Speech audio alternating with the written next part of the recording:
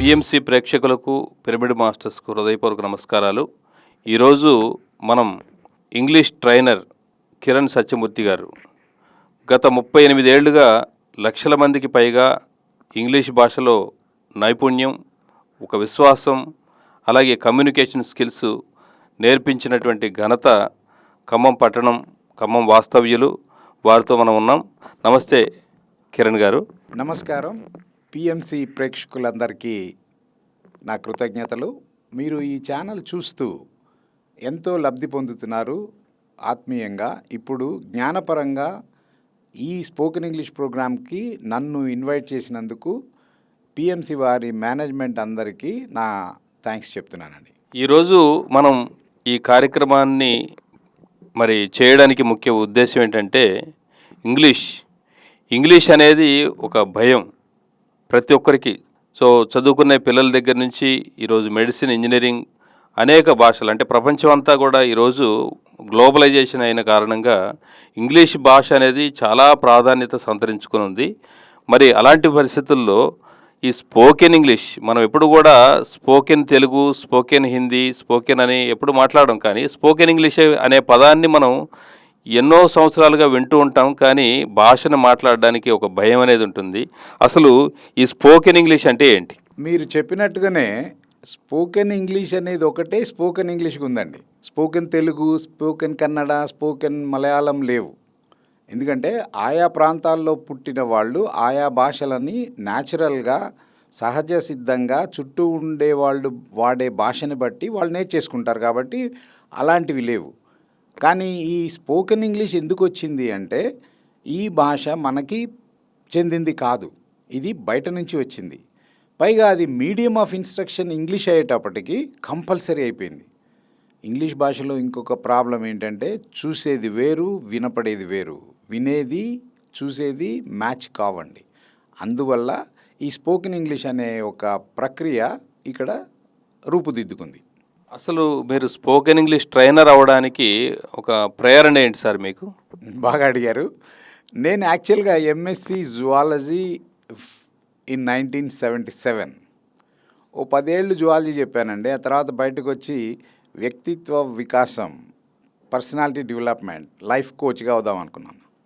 అయితే ఆ ప్రయత్నం చేయటానికి ఇంగ్లీష్లో నానా రకాలైన పుస్తకాలు చదివి ఎవరికో చెప్దామంటే, నేను మాట్లాడే భాష జనానికి అర్థం కావట్లేదు ఇంగ్లీష్. అరే ఇక్కడ 3-4 స్టెప్స్ కిందకి దిగాలన్నమాట అని ఈ ఇంగ్లీష్ లాంగ్వేజ్ ట్రైనర్గా అయిపోయాను. అయితే అక్కడ నుంచి ఎక్కడికి వెళ్ళలేకపోయాను. 38 ఏళ్ళు దాని మీదే సరిపోయింది. సార్, అసలు యాక్చువల్గా నేను అడగాలనుకున్న క్వశ్చన్ కూడా ఆన్సర్ వచ్చేసింది. మీరు అంటే ఇంగ్లీష్ భాష అనేది ఎందుకు ప్రాధాన్యత సంతరించుకుంది అనే దానికి మీరు ఆన్సర్ చెప్పారు. సో ఇప్పుడు అయితే ప్రస్తుతం ఈ ప్రపంచంలో ఇంగ్లీషు యొక్క ప్రాధాన్యత ఏ విషయాల్లో ఉంటుందని మీరు అనుకుంటున్నారు సార్? ఇందాక చెప్పినట్టుగానే ఇంగ్లీష్ మీడియం రాకముందు ఇంగ్లీష్ ఒక సబ్జెక్టుగా నేర్పబడిందండి. దానివల్ల పెద్ద నష్టము, లాభము ఏది రాలేదు. కానీ ఎప్పుడైతే మీడియం ఆఫ్ ఇన్స్ట్రక్షన్, అంటే మీకు సైన్సు, సోషల్ స్టడీసు, మ్యాథ్స్ ఇవన్నీ కూడా ఇంగ్లీష్లో చెప్పాలి అనేది వచ్చిందో, అప్పటి నుంచి ఇంగ్లీష్ ప్రాధాన్యత పెరిగింది. అయితే ఒక భాష నేర్చుకునే క్రమం LSRW అంటారండి. Listening, speaking, reading, writing, in that order. అదే క్రమంలో జరగాలి. భాష ఎవరు ఎక్కడ నేర్చుకున్నా అదే క్రమంలో నేర్చుకుంటారు. ఆ LSRWకి నా కాంట్రిబ్యూషన్ ఏంటంటే 3 బాణాలు పెట్టానండి. L తర్వాత ఒక బాణం, S తర్వాత ఒక బాణం, R తర్వాత ఒక బాణం. అంటే ఈ పద్ధతిలో చదివితేనే, ఈ పద్ధతిలో నేర్చుకుంటేనే, నేర్పబడితేనే ఆ భాష మీద కమాండ్ వస్తుంది. త్రిశూలాన్ని ఇచ్చాను నేను. Listening leads to speaking, listening and speaking lead to reading, and all these 3 lead to your writing on your own. అంతకు తప్పితే ఇంకేం లేదు. అంటే ఇప్పుడు మనకు సాధారణంగా మనకు స్కూల్స్లో, కాలేజీల్లో నేర్పించే పద్ధతి వేరు. ఎందుకంటే మొట్టమొదట మనకు రాయడం నేర్పిస్తారు, రాయడం తర్వాత చదవడం నేర్పిస్తారు, చదవడం తర్వాత మాట్లాడడం. సో ఈ పద్ధతిలో ఉంటుంది. కానీ మీరు అలా కాకుండా మీకు ఫస్ట్ లిజనింగ్. సో ఇది మీకు అసలు ఎందుకు అనిపించింది, ఎప్పుడు అనిపించింది ఇలా? సార్, ఇప్పుడు పాలు తెల్లగా ఉన్నాయని చెప్పడానికి ఇన్ని సంవత్సరాలు పడుతుందని నేను ఎప్పుడు అనుకోలేదండి. కొత్తలో ఈ ఎల్ఎస్ఆర్‌డబ్ల్యూ గురించి మాట్లాడటానికి సిగ్గుపడేవాడిని. అందరికీ తెలుసు కదా! తెలిసిన విషయాన్ని మనం చెప్పడం ఏంటి అని. కానీ ఒక వాక్యూమ్, ఒక ఖాళీ ఏర్పడిపోయింది. ఏంటంటే 5 ఏళ్ల తర్వాత అక్షరాభ్యాసం చేసే మన సంస్కృతి, మన అలవాట్లో 3 సంవత్సరాలకే ఇంగ్లీష్ మీడియంలో చేర్చేసి మళ్ళీ అదే ఏబీసీడీలు నేర్పిస్తున్నారు. కాదండి. 5 సంవత్సరాల పిల్లవాడికి అక్షరాభ్యాసం చేసేటప్పటికే వాడికి ఆ భాషలో లిసనింగ్, స్పీకింగ్ అయిపోయినాయండి. వాడు వాళ్ళ అమ్మతో, వాళ్ళ నాన్నగారితో, వాళ్ళ తాత, పిన్ని, పెద్దమ్మ, చుట్టుపక్కలోళ్ళు, ఫ్రెండ్స్, రిలేటివ్స్ అందరితో అనర్గళంగా, ఆనందంగా, అర్థవంతంగా మాట్లాడే శక్తిని పొంది ఉన్నాడు. గుర్తించండి. అలాంటి వాడికి తెలుగు మీడియంలో ఆలో శ్రీ అనో రాపించి అక్కడి నుంచి దిద్దటం నేర్పించాలి. కానీ 2.5 ఏళ్లకే, 3 ఏళ్లకే వీళ్ళు ఇలా ఏబీసీడీలు దిద్దబెట్టేయటం వల్ల ఈ లిసనింగ్, స్పీకింగ్ 2 దెబ్బతిన్నాయండి. లిసనింగ్, స్పీకింగ్ అనేవి పునాదులు లాంటివి.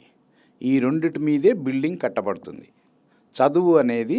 చదవటం అనేది లిసనింగ్, స్పీకింగ్ మీద ఆధారపడుతుంది ఏ భాషకైనా. కానీ ఇంగ్లీష్కి ఇంకా ఎక్కువ ఆధారపడుతుందండి. లిసనింగ్, స్పీకింగ్ లేకుండా మీ reading always defective. Listening, speaking, reading సరిగా లేకుండా మీ రైటింగ్ ఆల్వేస్ డిఫెక్టివ్. అంటే దానిలో తప్పులు దొరలటం సర్వసాధారణం అయిపోతుంది. ఎస్ సార్, మీరు చెప్పేది చాలా కరెక్ట్. ఎందుకంటే ఏదైనా ఒక ఇంట్లో పిల్లవాడు మొట్టమొదట పుట్టిన పిల్లవాడికి భాష నేర్చుకోవడం కొంచెం లేట్ అవుతుంది. ఎందుకంటే పెద్దవాళ్ళు మాట్లాడే భాషని వాడు అర్థం చేసుకొని మళ్ళీ వాడు అది తిరిగి చెప్పడానికి కొంచెం టైం పడుతుంది. కానీ రెండో పిల్లవాడు నేర్చుకోవడానికి చాలా ఫాస్ట్గా మాటలు వస్తాయి వాడికి. సో అంటే వినడం అనేది పిల్లల దగ్గర నుంచి పిల్లలు మాట్లాడినప్పుడు వినడం కూడా దీనికి చాలా అది కారణం అవ్వచ్చు. సో ఆ తర్వాత మీరు చెప్పే పద్ధతి అంటే చిన్నప్పటి నుంచి మనం వినడం ద్వారా బాగా భాషను నేర్చుకోగలుగుతాం. వినడం, మాట్లాడడం అనేది మొట్టమొదట రావాలి. కానీ మనకు మరి ఎడ్యుకేషన్ సిస్టమ్ అంతా కూడా మొట్టమొదట రాయడము, చదవడం. మరి ఈ పద్ధతి ఎన్నో సంవత్సరాలుగా తెలుసు. కానీ ఇది మరి ఇంప్లిమెంటేషన్లో మరి మీరు ఎదుర్కొన్నటువంటి సమస్యలు ఎందుకు ఇలా ఉందనిపిస్తుంది? ఒక స్ట్రైట్ ఆన్సర్ చెప్పాలంటే ఇది నాది కాదు, ఎవరో చెప్పారు. స్కూల్ మేనేజ్మెంట్కి కస్టమర్స్ స్టూడెంట్స్ కాదు, తల్లిదండ్రులు. తల్లిదండ్రులు ఏది అడిగితే అది చెప్పటం స్కూళ్ళకి అలవాటైపోయిందండి. కాదు, సైకాలజీ ఏం చెప్తుందో ఆలోచిస్తే అందరికీ అర్థమయ్యే విషయం. లిసనింగ్, స్పీకింగ్ లేకుండా పిల్లవాడిని చదవమంటే, రాయమంటే వాడు ఎంత స్ట్రెస్కు లోనవుతాడో ఆలోచించండి. నా జీవిత ధ్యేయం అదే. ఈ పిల్లల్ని ఇంగ్లీష్ మీడియం చదువుల సంఖ్యల నుంచి విడిపించాలి. బ్రిటిష్ వాళ్ళని తరిమేశాం కరెక్టే, వాళ్ళ భాషకి బానిసలం అయిపోతున్నాం. ఎంబీఏ, ఎంసీఏ, ఎంటెక్ చదివిన వాళ్ళకు కూడా ఇంగ్లీష్లో మాట్లాడే ధైర్యం లేని విద్యా వ్యవస్థలో ఉన్నాం. దీన్ని మార్చాల్సిన పరిస్థితి వచ్చేసింది. ఇప్పటికీ చాలా అర్జెంటుగా మార్చాలి. దీనిలో తల్లిదండ్రుల పాత్ర ఎక్కువగా ఉండాలి. ఇది నా అభిప్రాయం. Correct sir. ఎందుకంటే మన పిల్లలు భవిష్యత్తు అనేది మన చేతుల్లో ఉంది కాబట్టి ముఖ్యంగా తల్లిదండ్రులే ఆలోచించాలి పిల్లల భవిష్యత్తు కోసం. సరే, సమస్య ఎక్కడున్నప్పటికీ, అది ఎలా ఉన్నప్పటికీ మనం ఏం చేయలేం. మరి ఈ ఇంగ్లీష్ భాష నేర్చుకోవడానికి ప్రధానంగా స్టూడెంట్స్ చేసే తప్పులేంటి? నేను ఇందాక చెప్పినప్పుడు తల్లిదండ్రులే శ్రద్ధ తీసుకోవాలి అన్నప్పుడు స్కూల్స్ని బ్లేమ్ చేయట్లేదండి. విద్యా వ్యవస్థలో తప్పు ఉంది. అంటే ఈ లిసనింగ్, స్పీకింగ్ల మీద పరీక్షలు లేవండి మనకి. పరీక్షలు లేని విషయాల మీద స్కూళ్ళు శ్రద్ధ పెట్టడం చాలా కష్టం. ఎందుకంటే సిలబస్లో ఉన్న వాటిల్లో పిల్లలు ఏం చేస్తున్నారు, ఏం చదువుతున్నారు అని చెప్పడమే వాళ్ళ బాధ్యత. ఈ స్పోకెన్ ఇంగ్లీష్ అనేది వాళ్ళ పరిధిలో లేదు కాబట్టి పెద్ద శ్రద్ధ పెట్టట్లేదు. అప్పుడు ఎవరి చేతిలో ఉంటుందండి సమస్యను పరిష్కరించడం? తల్లిదండ్రుల చేతిలోకి వచ్చేస్తుంది. మీరే శ్రద్ధగా పిల్లలకి నేర్పించుకోవాలి. మీరేదో అడిగారు, ఇప్పుడు సమస్యలు అన్నారా? నర్సరీ నుంచి అన్ని సమస్యలేనండి. నర్సరీ పిల్లవాడు అనర్గళంగా విని అర్థం చేసుకోవాలి. ఇప్పుడు కొత్తగా అడ్మిషన్ అయ్యి ఒక పిల్లవాడు లోపలికి వస్తున్నాడు అనుకోండి, క్లాస్ రూమ్లోకి, టీచర్ ఏమనాలి? హే ప్లీజ్ కమ్ ఇన్ అనాలి. అప్పుడు ఆ పిల్లవాడు ఎట్లా రియాక్ట్ అవుతాడు? ఈమెదో అంటుంది, నాకు అర్థం కావట్లేదు. అక్కడ నుంచి సమస్య మొదలవుతుందండి.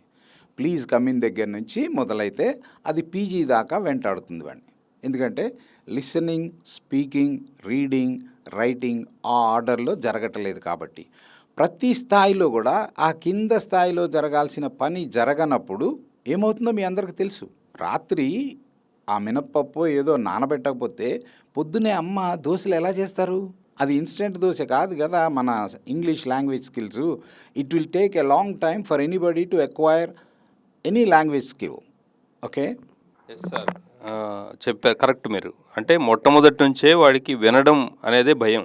అంటే వాడు అర్థం కాని ఒక భాషను వింటున్నాడు, దాన్ని అది ఆ భయం అనేది వెంటాడుతుంది. ఆ భయాన్ని మరి ఇప్పుడు ప్రాబ్లం స్టూడెంట్స్, ఈ స్టూడెంట్ ఆ ప్రాబ్లం నుంచి, ఆ భయాన్ని నుంచి ఎలా తొలగించుకోవాలి? ఇందాక చెప్పినట్టే నర్సరీ నుంచే దాన్ని మార్చుకోవాలండి. నర్సరీ నుంచే మార్చుకోవాలంటే మనమే ప్రయత్నం చేయాలి. నర్సరీలో వినిపించాలి. కనపడిన ప్రతి వస్తువు గురించి మాట్లాడాలి. మాట్లాడుతున్నప్పుడు పిల్లవాడు వింటూ ఉంటాడు. పిల్లవాడికి లిసనింగ్ ప్రాక్టీస్ ఎక్కడి నుంచి వస్తుంది? మీరు మాట్లాడితే వస్తుంది. ఇంతెందుకండి, మాతృభాషని ఎవరు నేర్పారు? మీ పిల్లలకి మాతృభాషని ఎవరు నేర్పారు? ఎవరు నేర్పలా, వాళ్ళే నేర్చుకున్నారు. ఎందుకంటే ప్రతి సిట్యుయేషన్లో మీరు మాట్లాడే భాషని వాళ్ళు గ్రాస్ప్ చేసేసుకున్నారు. That is called acquisition. నేర్పించడం కాదు, నేర్చుకోవటం కాదు, పొందుతారు వాళ్ళు. పొందటం ఎలా జరుగుతుంది?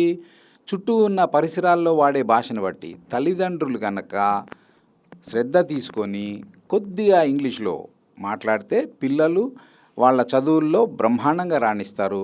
ఈ దేశ ప్రగతిని ఎవరు ఆపలేరు. ఎస్ సార్, నేను చిన్నప్పటి నుంచి చాలామంది దగ్గరికి వెళ్ళాను స్పోకెన్ ఇంగ్లీష్ కోసం.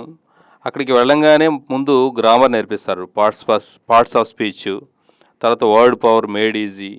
ఇలా దానివలన ఆ గ్రామర్ నేర్చుకుంటాను తప్ప దగ్గర దగ్గర ఒక 10 టీచర్ల దగ్గరికి వెళ్ళాను, కానీ నాకు ఇంగ్లీష్ రాలేదు. కానీ నేను ఎప్పుడైతే మలేషియా వెళ్ళానో కొంతకాలం అక్కడ ఆఫీసులకి వెళ్ళి మాట్లాడుతూ ఉంటే నేను వాళ్ళకంటే కూడా బెటర్గా మాట్లాడగలిగినటువంటి పరిస్థితులు ఉన్నాయి. సో అంటే మాట్లాడడం అనేది అవసరం.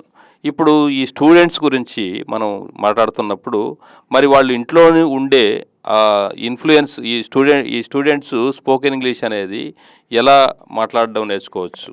For a new student who wants to learn English language skills is I think wrong. మీకు స్పీచ్ ఉన్నప్పుడు కదా పార్ట్స్ ఆఫ్ స్పీచ్, మీకు స్పీచే తెలియదు, మీకు మాట్లాడే విధానం తెలియదు. తెలియని వారికి మీకు ఒక అసైన్మెంట్ ఇస్తాను ఇప్పుడు స్ట్రైట్గా. గొల్లబండ బొమ్మ గీసి 2 పార్ట్స్ లేబుల్ చేయండి. మీకు తెలుసు కదా గుండె, అంతర్నిర్మాణం, పార్ట్స్ గీయటం. అదేవిధంగా గొల్లబండ అనే బొమ్మ గీసి 2 పార్ట్స్ గీయండి. మీరు గీయలేరు. ఎందుకని? గొల్లబండ అంటే ఏంటో తెలియదు మీకు. అది నేను క్రియేట్ చేసిన ఒక టర్మ్, దానికి ఎక్కడ ఏమి ఉండదు. తెలియని విషయంలో భాగాలెన్ని అని చెప్పడం ఎంత సమంజసమో మీరే ఆలోచించాలి. కాదు, పిల్లవాడికి లేదా నేర్చుకునే వ్యక్తికి కొంత భాష మీద పట్టు వచ్చినప్పుడు దాని రూల్స్ చెప్తామండి. ఒక స్పోర్ట్స్ షాప్కి తీసుకెళ్తారు మీరు మీ పిల్లల్ని. స్పోర్ట్స్ షాప్కి తీసుకెళ్ళినప్పుడు మీ పిల్లవాడు ఏం అడుగుతాడండి? అమ్మ నేను క్రికెట్ ఆడదలుచుకున్నాను, నాకు క్రికెట్ మీద ఒక బుక్ కొని అంటారా? రూల్స్ బుక్ అనడు. ప్లాస్టిక్దో వుడెన్దో ఏదో బ్యాట్ కొనియమ్మ, బాల్ కొనియమ్మ అంటాడు. Same thing I'm telling. Bat ball కొనియండి ఫస్ట్, తర్వాత రూల్ బుక్ కొనుక్కుందాం. ఫస్ట్ భాష మీద కమాండ్ రావాలి. కమాండ్ రావటానికి అతను వినటానికి ఎవరో ప్రయత్నం చేయాలి. ఆ ఎవరు అనేది క్లాస్లో టీచర్స్ అవ్వచ్చు, ఇంట్లో పేరెంట్స్ అవ్వచ్చు, ఇంకో ట్యూషన్ టీచర్ అవ్వచ్చు, ట్రైనర్ అవ్వచ్చు, నాలాంటి వాళ్ళు ఎవరైనా అవ్వచ్చు. Unless you give the input you cannot expect output. Output is impossible without input. When we give proper input, proper output will come out. Sir okay sir, బ్రహ్మాండంగా చెప్పారు. అయితే ఇప్పుడు స్టూడెంట్స్ ఇంగ్లీష్ నేర్చుకోవడంలో కామన్గా చేసే మిస్టేక్లు ఏంటి? సార్ ఒక చిన్న ఎగ్జాంపుల్ డైరెక్ట్గా చెప్తాను, దీనిలో వేరేవి వెతకద్దు. ఓకే. రెండోది, ఈ భాష శబ్దరూపం అండి. 100% శబ్దరూపం. శబ్దరూపాన్ని వడిసి పట్టినవాడు కవి అవుతాడు, ఇంక మహానుభావుడు అవుతాడు. రీసెంట్గా మనం అందశ్రీ గారి గురించి చదువుకున్నాం, నేర్చుకున్నాం, తెలుసుకున్నాం. ఏమిటండి ఆయన ఏమీ చదువుకోలేదు అని ఇంటర్నెట్లో చెప్పారు. ఆయనకి PhD ఇచ్చారు. ఎందుకని? ఆయన ఓరసి అంటే విని అర్థం చేసుకోగలరు, మెదడుతో ఆలోచించగలరు, నోటితో చెప్పగలరు, పాడగలరు, కల్పించగలరు, భాషని కల్పించగలరు, కవిత్వం చెప్పగలరు. ఇంత గొప్పది భాష శబ్ద రూపంలో నేర్చుకుంటే. పుస్తకాల కట్టలు పెట్టుకొని నాకు చాలా వచ్చు అనుకుంటే కాదండి. ఇంకో చిన్న ఎగ్జాంపుల్ చెప్తాను దీన్ని ప్రూవ్ చేయడానికి. కాకినాడలో వాళ్ళు, కరీంనగర్లో వాళ్ళు, ఆదిలాబాద్లో వాళ్ళు, కడప వాళ్ళు కూడా ఒకే టెక్స్ట్ బుక్ని చదివారు మొన్నటిదాకా. తెలుగు రాష్ట్రాలు 2 ఒకటిగా ఉన్నప్పుడు అందరూ ఒకటే తెలుగు టెక్స్ట్ బుక్ని చదివారు 1 నుంచి 10 దాకా. కానీ వీళ్ళందరూ వాడే భాష వేరు. ఎందుకంటే వాళ్ళ భాష వాళ్ళు వినిన దాన్ని బట్టి డిసైడ్ అవుతుంది, కానీ వాళ్ళు చదివిన పుస్తకాల వల్ల కాదు. పుస్తకాలు పరీక్షలకు మాత్రమే పరిమితం. ఎగ్జాక్ట్లీ సార్, మీరు చెప్పింది కరెక్టు. మనం ఎవరినో తప్పు పట్టడం కాదు. ఎందుకంటే స్కూల్స్ కాలేజీలు ఉన్నాయి, వాళ్ళకి ఇచ్చిన సిలబస్ని పూర్తి చేసి పిల్లలకి ఎక్కువ మార్కులు రావడానికి వాళ్ళు చేసే ప్రయత్నం వాళ్ళు 100కి 100 చేస్తున్నారు. ఇప్పుడు అద్భుతమైన రిజల్ట్స్, ర్యాంకులు కూడా సంపాదించినటువంటి పరిస్థితి మనకు కనిపిస్తుంది. కానీ ఇంగ్లీష్ నేర్చుకోవడం అనేది మన ప్రాబ్లం. ఒక తెలుగు భాషని వాళ్ళు నేర్పించరు, మాట్లాడడం కానీ వినడం కానీ వాళ్ళు నేర్పించరు. వాళ్ళు మనం చిన్నప్పటి నుంచి నేర్చుకొని వస్తున్నాం కాబట్టి అక్కడి నుంచి స్టార్ట్ చేస్తున్నారు. అలాగే ఇంగ్లీష్ భాషను కూడా నేర్చుకోవడం అనేది మనం ఇంట్లో నేర్పిస్తామా, ఎవరి ద్వారా నేర్చుకుంటామా అనేది మన ప్రాబ్లం. కాబట్టి మనమే అది నేర్చుకోవాలి. ఇకపోతే ఈ రోజుల్లో మనం చూస్తున్నాం ప్రపంచవ్యాప్తంగా టెక్నాలజీలో అద్భుతంగా నెంబర్ 1 స్థాయిలో ఉన్న జపాన్ కావచ్చు, అలాగే చైనా కావచ్చు, రష్యా కావచ్చు, జర్మనీ కావచ్చు, వీళ్ళెవరు ఇంగ్లీష్ మాట్లాడడం రాదు, వాళ్ళకి వినడం రాదు, వాళ్ళకి ఏ భాషలో వాళ్ళ సొంత భాష మాతృభాష తప్పించి మిగతా భాషల్లో వాళ్ళకి ఎటువంటి ప్రావీణ్యత లేదు. కానీ మరి ఇంగ్లీషే ప్రాధాన్యం అంటున్నారు మీరు. ఆ ఇంగ్లీషు ఎలా ప్రాధాన్యం అవుతుంది? మీరు చెప్పిన దేశాలన్నిటిలో కూడా వాళ్ళ మాతృభాష ఒకటేనండి. జపాన్లో ఉండేవాళ్ళు జపనీస్ మాట్లాడతారు, చైనాలో ఉండేవాళ్ళు చైనీస్ మాట్లాడతారు. 1-2 వేరుగా ఉండొచ్చు, కానీ అందరూ కూడా చైనీస్ భాషే మాట్లాడతారు. కొరియా అన్నారు, వియత్నాం అన్నారు, నార్వే, స్వీడన్, డెన్మార్క్, జర్మనీ. పర్టికులర్గా జర్మన్స్ అయితే అసలు ఇంగ్లీష్ ముట్టుకోరు, కానీ టెక్నాలజీలో వాళ్ళే ఫస్ట్. ఎందుకని ఇట్లా అవుతుందంటే వాళ్ళందరూ కూడా వాళ్ళ దేశంలో ఉండే భాష మాట్లాడతారండి. మన దేశంలో ఏ భాష ఉంది చెప్పండి? మన దేశ భాష ఏది? పెద్ద క్వశ్చన్ మార్క్. 79 ఏళ్ళు ఏది అయింది, ఒక జాతీయ భాషని మనం ఒప్పుకోలేకపోయాం. లేకపోతే మనమే అమెరికాని డిసైడ్ చేసేవాళ్ళం, మనమే అమెరికాని డామినేట్ చేసేవాళ్ళం. కానీ మనకేంటి, ఇట్లా 60-70 భాషలు ఉన్నాయి. 60-70 భాషల్లో చదువుకొని వేరే దేశాలు వెళ్ళి కుదరదు. కాబట్టి మన శాస్త్రీయ విజ్ఞానం అంతా కూడా ఇంకో కొద్దిగా వెనక్కి వెళ్తే మనకి చేత అయితే సంస్కృతంలోకి వెళ్దాం. సంస్కృతం దేశ భాష అని దేశ భాషగా అందరూ కలిసి నేర్చుకుంటే సంస్కృతంతోనే డిసైడ్ చేయొచ్చు ప్రపంచం యొక్క ఫేట్. కానీ మనం ఏ భాషని నేషనల్ లాంగ్వేజ్గా ఒప్పుకోలేకపోయాం, అందువల్ల ప్రాబ్లం అవుతుంది. లేకపోతే అందరూ కూడా ఒకటే కామన్ లాంగ్వేజ్ లేనిదే ఈ సైంటిఫిక్ డెవలప్మెంట్స్ కానివ్వండి, రీసెర్చ్ కానివ్వండి, ఇవి జరగవు. కాబట్టి మనకి ఆంగ్లం తప్పని పరిస్థితి అయింది. ఎస్ సార్, అంటే ఆంగ్ల భాష అనేది అంటే మనకు మాతృభాష అనేది ఒకటే లేకపోవడం, ఎన్నో భాషలు, మనం ఇన్ని భాషలు ఉన్నాయి మన దేశంలో, మరి ఏది కూడా ఒక ప్రత్యేకత అనేది లేదు కాబట్టి మనం అన్ని భాషలు నేర్చుకోవాల్సి వస్తుంది. మరి ఇంగ్లీష్ అనేది పత్రికారు కూడా చెప్తుంటారు, ఇది రియల్ స్పిరిచువల్ లాంగ్వేజ్ అని. ఎందుకంటే ఎంతో సైంటిఫిక్గా ఒక భాష అంటే అనేక విషయాల్లో, సైన్స్లో కావచ్చు, కెమిస్ట్రీ కావచ్చు, ఈరోజు స్పిరిచువాలిటీ కావచ్చు, ఒక సైంటిఫిక్ టెంపర్మెంట్తో ఉండే లాంగ్వేజ్ ఏదైనా ఉంది అంటే అది ఇంగ్లీష్. సో ఇంగ్లీష్ నుంచే అనేకంగా ట్రాన్స్లేట్ అవుతూ ఉంటాయి. కాబట్టి అదే మెయిన్ ఇంగ్లీషే నేర్చుకున్నట్లయితే మనకు అలాంటి సమస్య ఉండదు. ట్రాన్స్లేట్ అయిన తర్వాత మనం నేర్చుకొని అది అటు ఇటు అయ్యేటువంటి పరిస్థితి కూడా ఉంటుంది.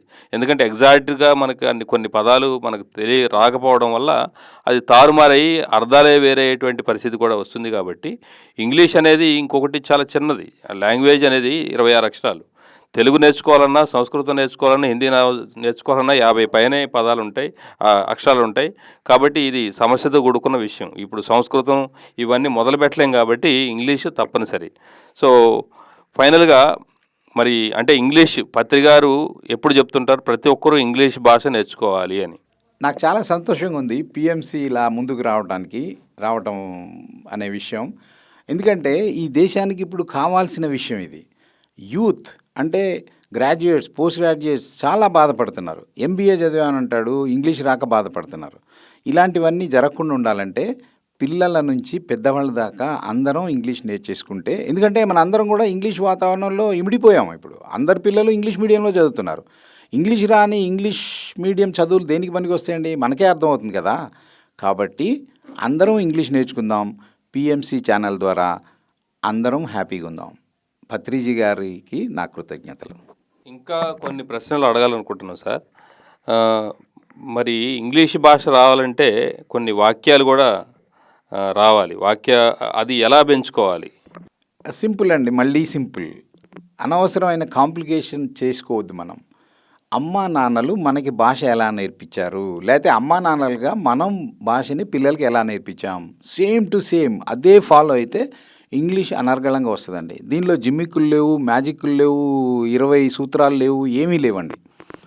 ఎప్పుడైతే తల్లిదండ్రులు ఇంటి దగ్గర విషయం చెప్తున్నాను, తల్లిదండ్రులు వాళ్ళ పిల్లలు వినేటట్టుగా అందరితో మాట్లాడుతూ ఉన్నారో ఆ విషయాలన్నీ కూడా పిల్లల చెవుల ద్వారా మెదడులో చేరతాయి.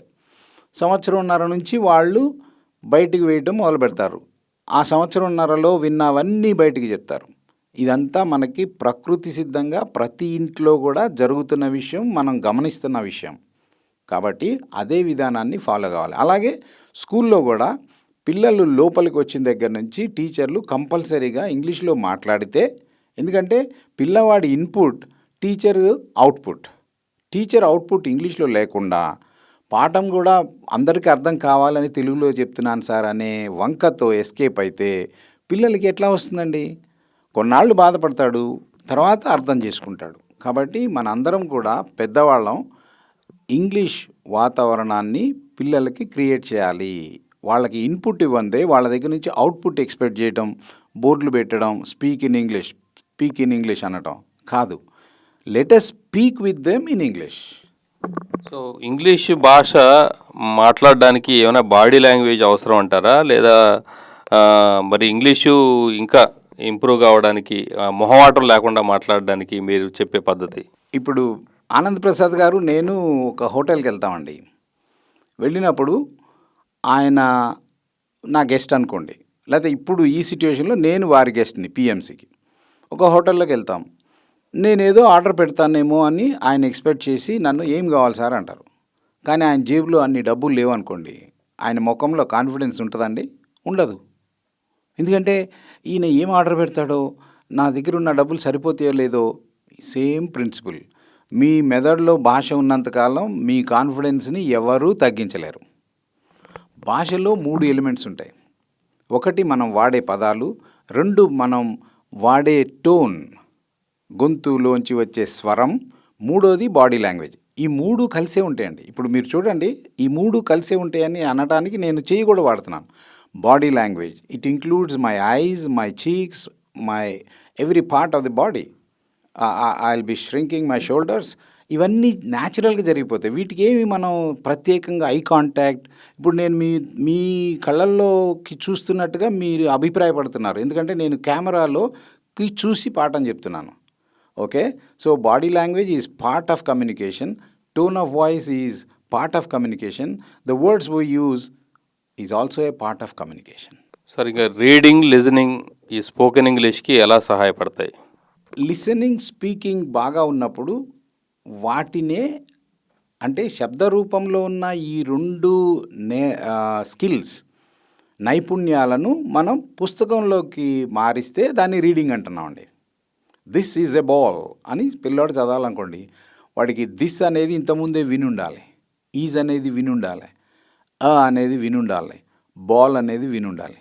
అప్పుడు ఈ వాక్యం this is a ball simple. అంటే నాకు ఆల్రెడీ వినటం ద్వారా, మాట్లాడడం ద్వారా తెలిసినవే చదవాలి. కొత్తవి చదివితే ఏమీ అర్థం కాదండి. అన్నీ తప్పులు చదువుతారు పిల్లలు. పాపం వాళ్ళ స్ట్రెస్ని మనం అసెస్ చేయలేం. Everybody is going through a lot of stress.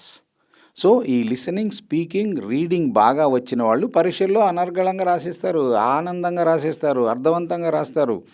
ఆ పేపర్లో దిద్దే వాళ్ళకి సంతోషం వచ్చేటట్టు రాస్తారు, మార్కులు ఆటోమేటిక్గా ఎక్కువ వచ్చేస్తాయి. అయితే ఇప్పుడు ప్రస్తుత కాలంలో అంటే స్కూల్స్లో పిల్లల్ని జాయిన్ చేయించేటప్పుడు పిల్లలకు కూడా పెద్దవాళ్ళకు కూడా ఇంగ్లీష్ రావాలి అని చెప్పేసి అంటున్నారు.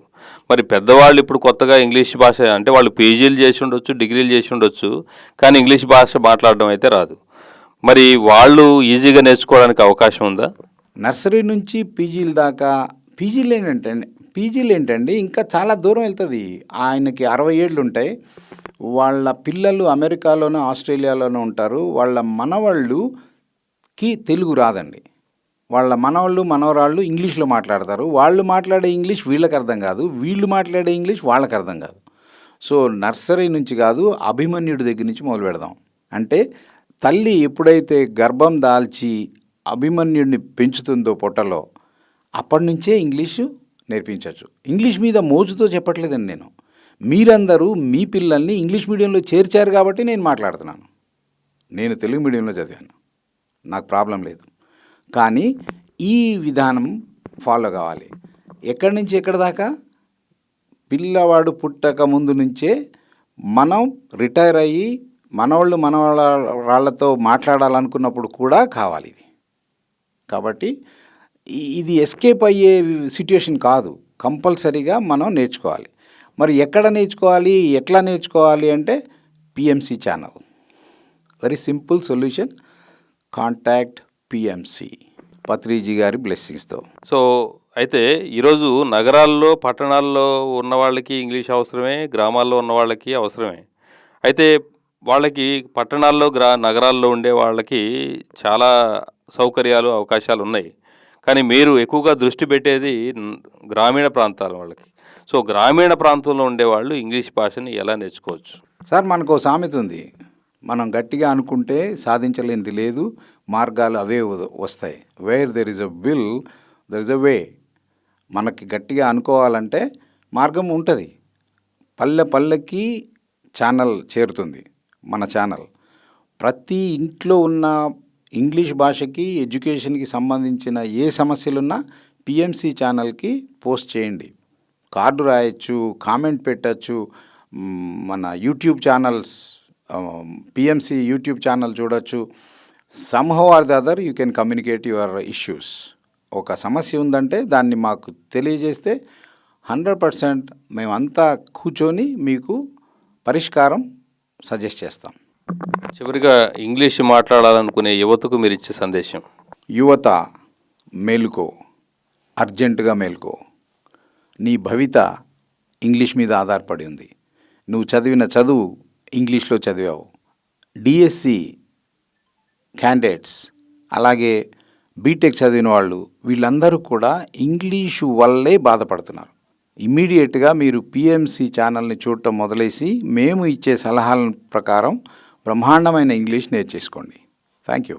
మరి ఇది ఒక మహా ఉద్యమంగా మనం తీసుకెళ్లాలనుకుంటున్నాం. ఎందుకంటే పిఎంసి ద్వారా తక్కువ టైంలో ఎక్కువ మందికి ఈ ఇంగ్లీష్ భాష పైన భయాలు పోగొట్టుకొని మరి ఇంగ్లీష్లో ఫ్లూయెన్సీగా మాట్లాడుతూ ఇంగ్లీష్ భాషని నేర్చుకోవాలనుకునే వాళ్లకు మరి పత్రి గారు 40 ఏళ్లలో లక్షల మందికి ధ్యానం నేర్పించారు. సో అలాగే మనం ఇంగ్లీష్ భాషను కూడా, అంటే పత్రి గారు ఎప్పుడు చెప్తుంటారన్నమాట, best way of learning is teaching is the best way of learning అని. అలాగే ఈ ఇంగ్లీష్ భాషను కూడా ఒక ఉద్యమంలాగా మనం తీసుకెళ్లాలని మన ప్రయత్నం. దానికి మరి మీ సహకారం? మనం ఈ ప్రోగ్రాం మొదలుపెట్టిందే ఆ కాన్సెప్ట్తోనండి. ఈరోజు మనం అన్ని గవర్నమెంట్ స్కూల్స్లో, ప్రైవేట్ స్కూల్స్లో ఇంగ్లీష్ మీడియం అనేది ప్రవేశపెట్టారు. సో ఇంగ్లీష్ అనేది చాలా అవసరం. సో కానీ మరి దానికి తగినట్లుగా ఇంగ్లీష్ భాష నేర్పించగలిగేటువంటి టీచర్లు తక్కువగా ఉన్నారు. మరి మన ఉద్యమం ప్రతి ఒక్కరికి ఇంగ్లీష్ భాష బాగా రావాలి. దానికోసం మనకు పత్రి గారు ఎప్పుడు చెప్తుంటారు, మీకు ఏ తెలిస్తే ఏ చెప్పండి, బి తెలిస్తే బి చెప్పండి. మనకి ఇంగ్లీష్ భాష నేర్పించాలంటే మొత్తం నేర్చుకోవాల్సిన అవసరం లేదు. మీకు ఎంత తెలిస్తే, మీకంటే తక్కువ వచ్చిన పిల్లలకి మీకు సహాయం చేయండి అంతే. మనం ఫ్రీగానే చెప్దాం అన్ని స్కూల్స్కి, మనకు రావడం కోసం. కాబట్టి మనం ప్రతి స్కూల్కి ధ్యానం చెప్తున్నట్లుగానే మనం ఇంగ్లీష్ భాషను కూడా నేర్పించినట్లయితే మనం బాగా నేర్చుకోవడానికి అవకాశం ఉంటుంది. దానికి కావాల్సినటువంటి మొత్తం మనకు టెక్స్ట్ మెటీరియల్ అంతా కూడా భవిష్యత్తు రోజుల్లో మీకు ఇవ్వబడుతుంది. కాబట్టి మీరు దానికి మరి కిరణ్ సత్యమూర్తి గారు పూర్తి సహకారం మనకు అందిస్తున్నారు. వారికి కృతజ్ఞతలు తెలియజేస్తూ మరి ఈ గొప్ప అవకాశాన్ని ఇచ్చినందుకు thank you very much sir. నా ఉద్దేశం ఏంటంటే అండి, ఇల్లాలి ఇంగ్లీష్ ఇంటికి వెలుగు, ఇంటింటా ఇంటర్నేషనల్ ఇంగ్లీష్, ఈ ప్రకారంగా ముందుకెళ్దాం. Thank you sir. ఇంత విలువైనటువంటి విషయాలు పిఎంసి ఛానల్కి వచ్చి మీ యొక్క అద్భుతమైనటువంటి జ్ఞానాన్ని పంచినందుకు థ్యాంక్ యూ వెరీ మచ్.